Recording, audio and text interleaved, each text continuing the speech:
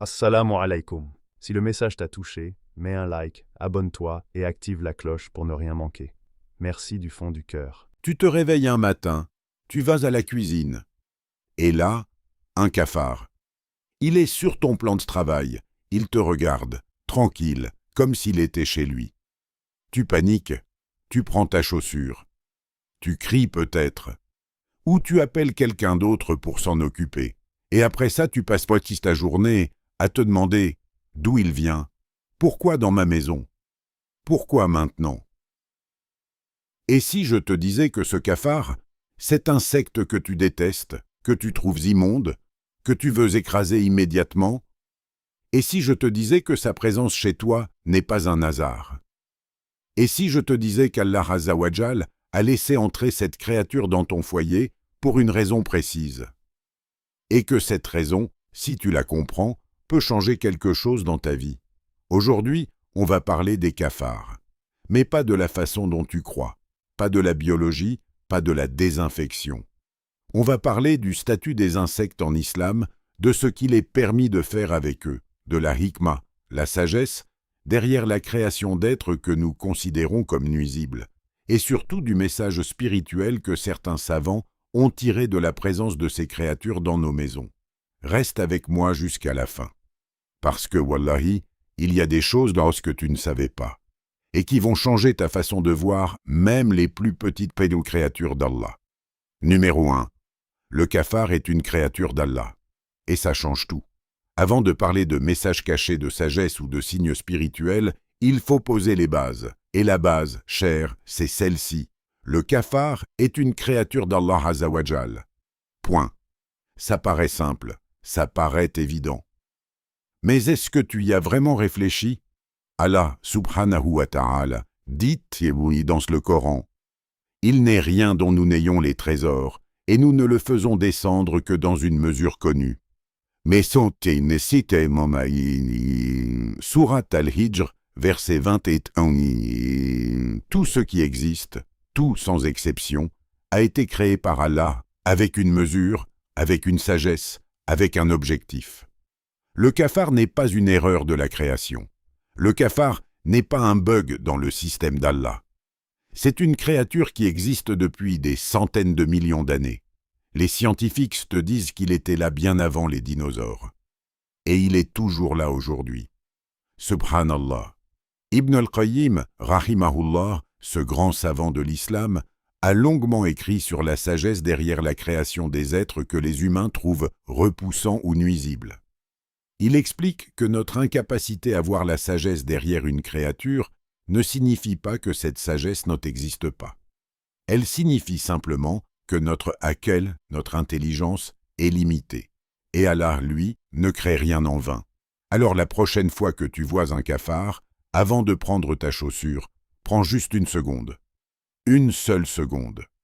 Et dis « Subhanallah » parce que tu es face à une créature qui fait le tasbih d'Allah à sa manière. Le Coran le dit clairement, les 7 cieux, la terre et ceux qui s'y trouvent le glorifiant. Il n'est rien qui ne le glorifie en le louant, mais vous ne comprenez pas leur glorification. Surat al-Isra, verset 44. Ce cafard, que tu trouves dégoûtant, glorifie Allah. Ça ne veut pas dire que tu dois vivre avec. Ça ne veut pas dire que tu ne peux pas l'écraser. Mais ça veut dire que tu dois ajuster ta perspective. Tu n'es pas supérieur à lui au sens absolu. Tu es simplement différent dans la hiérarchie de la création d'Allah. Numéro 2. Qu'est-ce que l'islam dit sur le fait de tuer les insectes nuisibles? Maintenant vient la question pratique, parce que je sais ce que tu te demandes. Est-ce que je peux tuer un cafard? Est-ce que c'est permis? Est-ce que je fais quelque chose de mal si je le tue? Harry, la réponse est claire, et les savants sont unanimes là-dessus. Oui, il est permis de tuer les insectes nuisibles. Et plus que permis, dans certains cas, c'est même recommandé. Le prophète sallallahu alayhi wa sallam a catégorisé certains animaux comme fawasik, mot que certains traduisent par créatures perverses ou nuisibles. Dans un hadith authentique rapporté par Al-Bukhari et Muslim, le prophète sallallahu alayhi wa sallam a dit « 5 animaux sont malfaisants, fawasik, et peuvent être tués que l'on soit en état de sacré, ihram ou non, le corbeau, le milan, le scorpion, la souris et le chien méchant. » Les savants ont utilisé ce hadith comme base pour établir une catégorie plus large. Ibn Qudama, dans Al-Mughni, Ibn Baz, Rahimahullah et d'autres grands savants contemporains ont dit que par analogie et par illa, par le même motif légal, tous les animaux qui causent un tort réel à l'être humain peuvent être tués, y compris les cafards, les moustiques, les mouches porteuses de maladies, etc. Le cheikh Ibn Uthaymin, rahimahullah, a été interrogé directement sur ce sujet. Il a répondu que tuer les insectes nuisibles est permis à condition que le moyen utilisé ne cause pas un tort plus grand. Par exemple, utiliser des produits chimiques qui polluent gravement l'environnement de manière disproportionnée est une autre question. Mais tuer le cafard chez soi, oui, c'est permis. Maintenant, il y a une nuance importante. Certains insectes ne sont pas nuisibles. Une fourmi chez toi par accident? Un papillon? Une abeille? Ces créatures, les savants disent qu'il vaut mieux ne pas les tuer sans raison. Le prophète sallallahu alayhi wa sallam a interdit de tuer la huppe, faciès, l'abeille, la fourmi et d'autres créatures spécifiques. Pour les abeilles en particulier, c'est une création si bénie qu'une sourate entière dans le Coran porte ce nom. Sourate An-Nahl, les abeilles. Donc, règle simple. Si l'insecte est nuisible, tu peux le tuer. S'il ne l'est pas, laisse-le tranquille ou éloigne-le doucement. Numéro 3. La question de la pureté. Le cafard rend-il ma maison impure? Voilà une question que beaucoup de frères et sœurs se posent, surtout les personnes qui ont un peu de waswas, ces doutes, ces scrupules excessifs, concernant la pureté. Est-ce que le cafard rend ma maison nadjes? Est-ce que les endroits où il a marché sont impurs? Est-ce que je dois tout nettoyer avec une intention de tahara, de purification rituelle? Et là, cher, la réponse va peut-être te surprendre. Non. Le cafard, de son vivant, n'est pas najis selon l'opinion la plus correcte des savants. Explication. En fiqh islamique, on distingue 2 types d'animaux par rapport à la pureté. Les animaux dont le sang coule quand on les blesse, comme les moutons, les chiens, les cochons, et les animaux dont le sang ne coule pas ou coule très peu, comme les insectes. La règle générale des 4 madhabs est que les animaux sans sang qui coulent, ou ce que les savants appellent ma, la nafs, l'ausaïla, ne sont pas considérés comme des sources d'impureté de leur vivant. L'imam Shafi'i, l'imam Ahmad et même des savants hanafites ont discuté de ce point. La position la plus solide, celle qui est adoptée par la majorité et que Cheikh Ibn Uthaymin rahimahullah a expliqué clairement, est que le cafard vivant n'est pas najez. S'il marche sur ton eau, c'est beau. Certains savants disent que l'eau reste utilisable. S'il passe sur ta nourriture, la nourriture n'est pas automatiquement impure. Maintenant, attention, ça ne veut pas dire que tu dois être négligent. La propreté en islam est fondamentale. Le prophète sallallahu alayhi wa sallam a dit « La propreté est une partie de la foi ». Le nettoyage de ta maison, de ta cuisine, de tes espaces de vie, c'est une obligation morale et une recommandation islamique forte. La propreté éloigne les insectes, éloigne les maladies et crée un environnement sain pour ta famille. Mais le waswas qui te pousse à refaire ta wudu chaque fois qu'un cafard a marché quelque part, ou à jeter toute ta nourriture, ou à te sentir souillé, ce n'est pas la religion, c'est le shaitan qui joue avec toi. Et les savants ont toujours mis en garde contre le waswas excessif dans les questions de pureté. Numéro 4. Pourquoi Allah laisse-t-il entrer ces créatures dans nos maisons? La hikma cachée. On arrive au cœur du sujet. Et c'est là où ça devient vraiment profond, Harry. Parce que la question « Pourquoi Allah laisse entrer un cafard chez moi ?» ce n'est pas une question naïve. C'est une question spirituelle. Et elle mérite une réponse spirituelle sérieuse. Numéro 4a. Un rappel de ta négligence. Les savants et les prédicateurs ont souvent mentionné ceci. La présence d'insectes nuisibles dans une maison est souvent liée à la négligence humaine. Les restes de nourriture non nettoyés. Les endroits sombres et humides non entretenus. Les ordures mal gérées. Et Allah, dans sa sagesse, permet que les conséquences naturelles de nos actes se produisent. C'est un rappel. Pas une punition au sens théologique strict. Allah punit par la géhenne, pas par les cafards. Mais un rappel. Comme quand tu oublies de faire ton réveil et que tu rates le fajr. Allah n'a pas puni ton oubli. Tu as simplement récolté la conséquence naturelle de ton oubli. Si tu vois des cafards chez toi, demande-toi, est-ce que j'entretiens bien mon foyer? Est-ce que je suis soigneux de la propreté? Est-ce que je ferme mes poubelles? Est-ce que je nettoie régulièrement les endroits cachés? La réponse à ces questions t'apprend quelque chose sur toi-même. Numéro 4b. Un rappel de ta dépendance totale envers Allah. Il y a quelque chose d'humiliant, dans le bon sens, dans la présence d'un cafard chez toi. Tu as beau avoir une belle maison, un bon revenu, de beaux meubles, un cafard peut entrer. Et tu ne peux pas complètement l'en empêcher. Les savants ont dit que Allah, parfois, permet des choses apparemment petites et insignifiantes pour nous rappeler notre ubudiyya, notre servitude, notre dépendance totale envers lui. Le moustique qui entre dans ta chambre la nuit et t'empêche de dormir, Allah a créé un animal minuscule qui peut tenir en échec l'être humain malgré toute sa technologie. Subhanallah. C'est la même leçon que le moustique dans la sourate Al-Baqarah. Allah dit, certes, Allah ne se gêne pas de donner en exemple un moustique ou quelque chose de plus petit encore. Sourate Al-Baqarah, verset 26. Le moustique, cette créature infime, est utilisé par Allah comme exemple dans son livre. Pourquoi? Parce qu'Allah veut qu'on réfléchisse à ces créatures, même les plus petites. Numéro 4c. Un rappel de la fragilité de ce monde. Ibn al-Qayyim, rahimahullah, avait une façon magnifique de voir les créatures nuisibles. Il disait que le fait qu'Allah ait permis l'existence du mal, de la douleur et des choses désagréables dans ce monde est une preuve que ce monde n'est pas notre destination finale. Si ce dunya était parfait, on s'y attacherait trop. On oublierait l'akhira. Alors Allah a laissé des imperfections, la maladie, la pauvreté, les cafards, les moustiques, pour nous rappeler que ce monde n'est qu'un passage. Chaque fois que quelque chose de désagréable entre dans ta vie, même un cafard, c'est une occasion de te rappeler.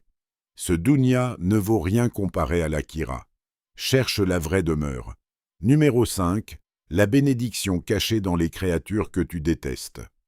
Voici quelque chose que peu de gens savent, et ça va peut-être te choquer. Le cafard, cette créature que tu trouves immonde, a des propriétés dont les scientifiques commencent seulement à découvrir l'utilité. Des chercheurs ont découvert que certains composés présents dans le cafard ont des propriétés antibiotiques remarquables. Des études menées notamment à Nottingham ont montré que le cerveau du cafard contient des substances qui tuent des bactéries résistantes à nos antibiotiques habituels. Je ne dis pas ça pour te faire aimer les cafards. Je dis ça pour illustrer un point coranique fondamental. Allah dit, peut-être détestez-vous une chose alors qu'elle vous est bonne, et peut-être aimez-vous une chose alors qu'elle vous est mauvaise. Allah sait, et vous, vous ne savez pas. Sourate Al-Baqarah, verset 216.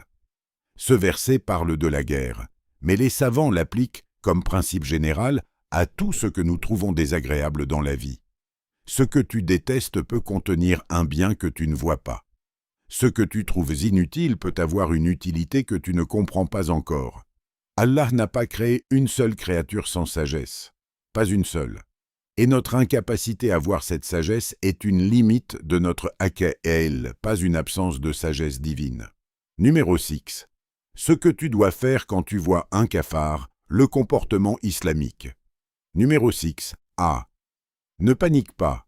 Le prophète sallallahu alayhi wa sallam était un homme de tawakkul, de confiance en Allah. Il gérait les situations calmement, paniquer, crier, perdre le contrôle face à un insecte, ce n'est pas le comportement du croyant fort. Le prophète sallallahu alayhi wa sallam a dit « Le croyant fort est meilleur et plus aimé d'Allah que le croyant faible. » Numéro 6 B. Agis. La sunna ne nous demande pas de regarder les problèmes avec résignation passive.